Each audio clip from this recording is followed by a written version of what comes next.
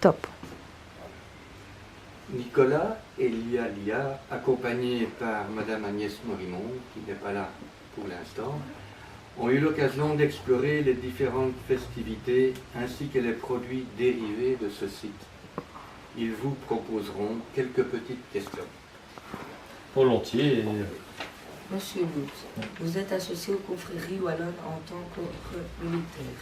Pouvez-vous développer le pourquoi de cette différence? Oui. Moi, je crois que l'élément principal, mais Patrick pourrait peut-être après en rajouter si je ne suis pas tout à fait clair, mais selon moi, nous avons une chance à Poil-Vache, c'est que nous sommes un ordre militaire doté d'un château, d'un lieu de visite, d'un lieu à nous, entre guillemets, on nous a confié. Beaucoup de confréries, au fond, n'ont pas de lieu, n'ont pas de maison, donc ils ont un produit, mais ils n'ont pas de lieu qui se rattache à ce produit. Et ici, en plus, notre histoire est une histoire militaire. Un château comme Poil-Vache, c'est un château qui a été construit avant tout pour défendre le comté de Luxembourg et par après le comté de Namur contre des ennemis extérieurs comme les Liégeois. Donc, notre base, nous sommes localisés quelque part dans un château qui, lui, a servi militairement au Moyen-Âge. Donc je dirais que ça nous donne l'occasion de pouvoir être un ordre militaire. Patrick, est-ce que tu... Ben oui, donc les confréries souvent sont liées à la promotion d'un produit local, d'une spécialité locale. Hein.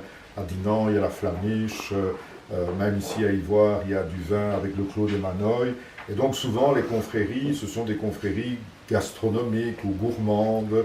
Et comme Guy l'a dit, elles n'ont pas véritablement une vocation à faire autre chose. Tandis que dans le cas de Poil-Vache, on n'est pas spécialement une confrérie gastronomique, on est plutôt un ordre qui a pour vocation de faire la promotion d'un produit local, mais qui est avant tout la forteresse de Poil-Vache. Produit touristique. Et on a accompagné ça de produits du terroir aussi, sous la forme d'un fromage, d'une bière, etc.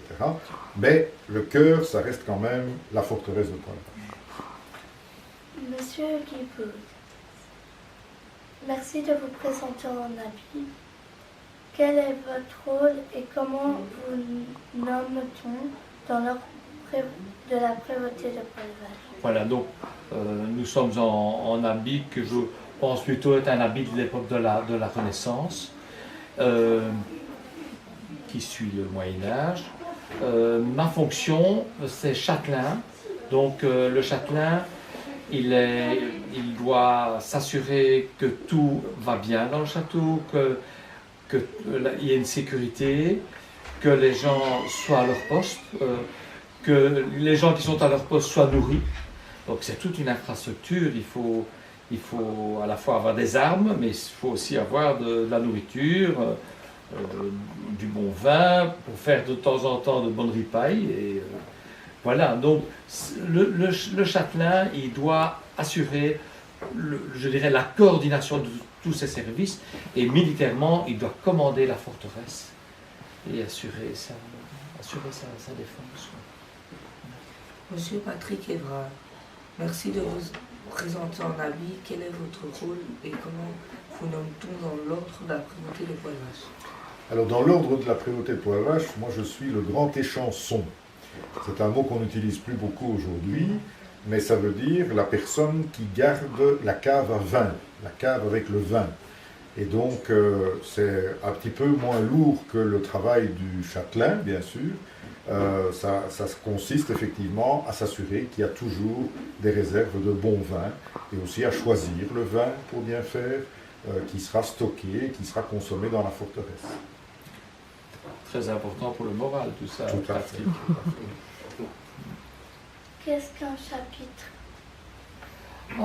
Un chapitre, je dirais que c'est une réunion, en tout cas, des membres de l'ordre, une réunion, un rassemblement qui va en même temps en profiter pour inviter des personnes extérieures, pour les honorer, pour les remercier des services rendus, pour leur donner des titres.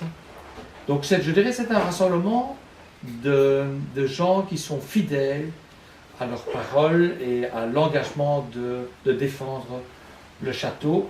Et quand on dit le château, aussi les villages. Parce que le château, c'est un endroit, mais qui ne compte, qui vit aussi grâce à une 60 villages qui dépendent administrativement du château. Donc, qu'est-ce qu'un grand conseil?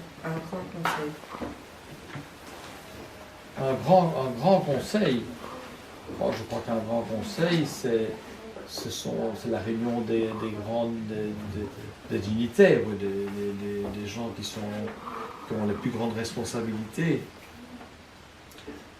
De combien de personnes est-il constitué?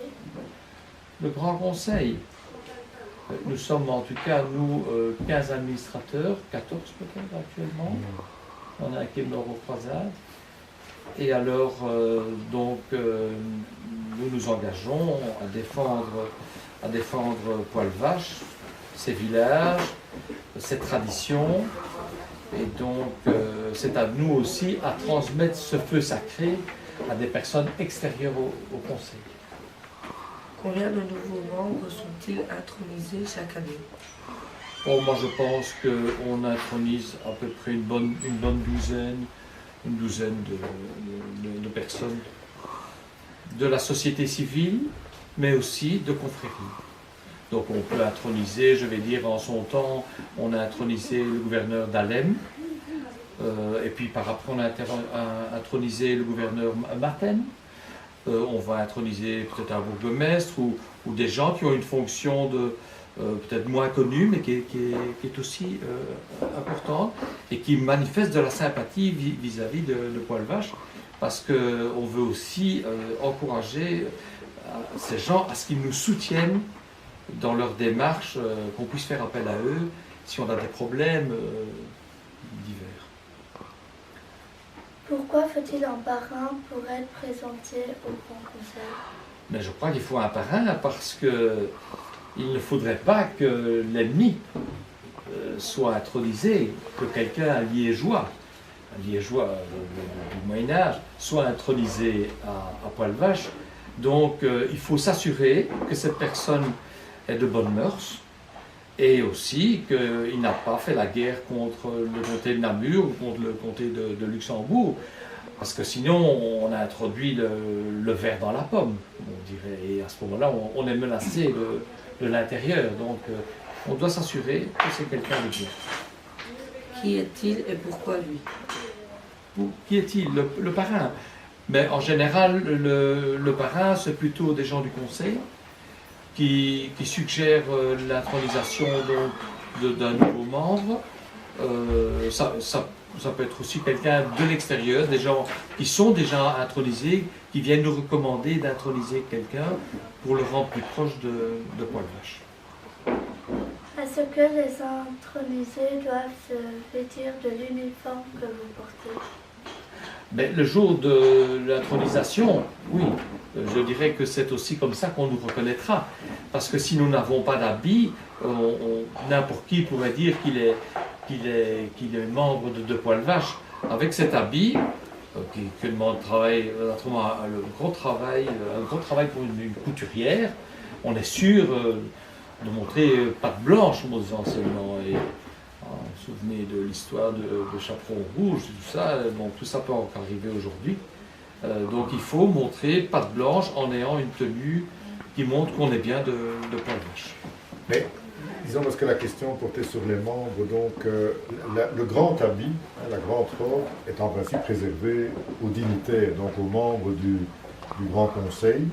Et les membres, eux, portent le ruban avec la médaille.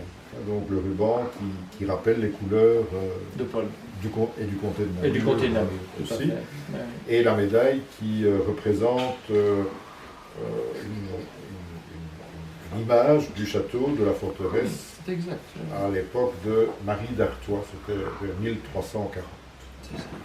Et tous les membres qui sont intronisés donc reçoivent le ruban et la médaille, et quand ils reviennent, l'année suivante au chapitre, là ils sont effectivement invités à remettre ce ruban et cette médaille. Tout à fait. Merci pour ces précisions, Patrick.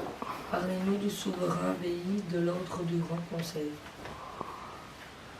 Le souverain bailli, donc ça c'est Michel Barcena, mais le souverain bailli, c'est elle qui dirige vraiment la prévôté. C'est elle qui, au fond, pour moi, qui suis châtelain, c'est quand même, c'est ma supérieure, donc moi je ne fais qu'assurer la sécurité du château, mais elle dirige la prévôté. Donc elle prend les grandes décisions, mais toujours avec le conseil des gens qui l'entourent. Que fait-il et que représente-t-il? Que fait-il? Bien, donc il dirige la prévôté, il assure le contact certainement avec les fiefs, il assure aussi les contacts avec l'extérieur. Bon, à l'époque où le château de Poil-Vache, la prévôté appartenait au comte de Luxembourg, mais selon moi, le souverain bailli garde des contacts avec le comte de Luxembourg, qui lui est à Luxembourg ou sur les chemins. Il doit assurer donc une relation extérieure, comme un peu un ministre des Affaires étrangères, et en même temps la personne qui dirige à l'intérieur. Et aujourd'hui, le grand souverain bailli, donc, c'est aussi la personne qui ouvre et qui ferme les chapitres chaque année. Donc c'est elle qui déclare ouverte le chapitre de chaque année et qui le clôture. Parlez-nous du prévôt de l'ordre du Grand Conseil. Alors, le prévôt, je dirais que c'est pour moi le représentant de l'autorité locale. Pour moi, ce sera un petit peu le prévôt, on pourrait dire aujourd'hui le gouverneur, c'est-à-dire qui représente l'État fédéral de nos jours. Donc le prévôt, c'est le représentant de l'autorité extérieure. Donc c'est un petit peu comme un ambassadeur. Quel est son rôle? Mais je dirais, de nouveau, un petit peu comme le souverain bailli, je disais qu'il y avait aussi des contacts avec l'extérieur. Lui, il vient, il visite, il s'assure que le château garde une philosophie, a des objectifs qui sont en ligne avec l'intérêt supérieur du comté de Namur ou du comté de Luxembourg en fonction des époques. Les intronisés s'appellent chevaliers. Les intronisés s'appellent chevaliers, mais je dirais qu'il y a différents grades dans les intronisés. Donc, je n'ai plus là en tête la liste complète des grades, mais tous ne sont pas. Il y a aussi des officiers, il y a des officiers. Grande croix aussi. Grande croix, commandeur également. Donc, il y a toutes sortes de grades. Voilà. Moi, avant de devenir châtelain, j'avais été intronisé il y a 25 ans comme officier, et c'est comme ça que j'ai cette barre-là. Donc cette barre-ci, on a cette barre quand on est officier. Mais avec le titre de châtelain, je ne dois pas être qualifié d'officier, je suis châtelain. C'est avant d'être châtelain qu'on m'avait donné le niveau d'officier. Ont-ils parfois des promotions lorsqu'ils ont été nommés? Bien sûr, je dirais que la promotion la plus certaine, c'est la promotion de la fidélité. C'est-à-dire que celui qui a été intronisé et qui est fidèle, qui vient chaque année au repas et qui montre, qui visite Poil-Vache, eh bien, à la longue, on va le faire monter de grade pour le remercier de sa fidélité. Que doivent-ils faire pour cela? Eh bien, ils doivent être, bien sûr, ils doivent payer leur éco, leur obol, enfin, ils doivent payer leurs cotisations, leurs taxes, un certain taxe, pour montrer ce qui nous permet de sortir nos publications. Donc, ils doivent payer la cotisation et en même temps nous visiter, nous encourager dans notre travail quotidien. Arrive-t-il à être dégradé parfois? Être dégradé? Je ne crois pas. Je ne crois pas que ce soit arrivé parce que justement, grâce au parrainage, on a toujours des gens en qui on a une confiance absolue et qui nous ont jamais trahis. Si quelqu'un nous avait trahis, à ce moment-là, la personne serait dégradée. Mais ça n'est jamais arrivé. Ce sont tous des gens de très belle qualité.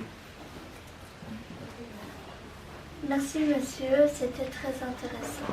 Merci pour votre disponibilité, pour vous être déplacé pour nous, pour notre projet. Avec grand plaisir et je reviendrai dès que vous le souhaitez pour répondre à d'autres questions.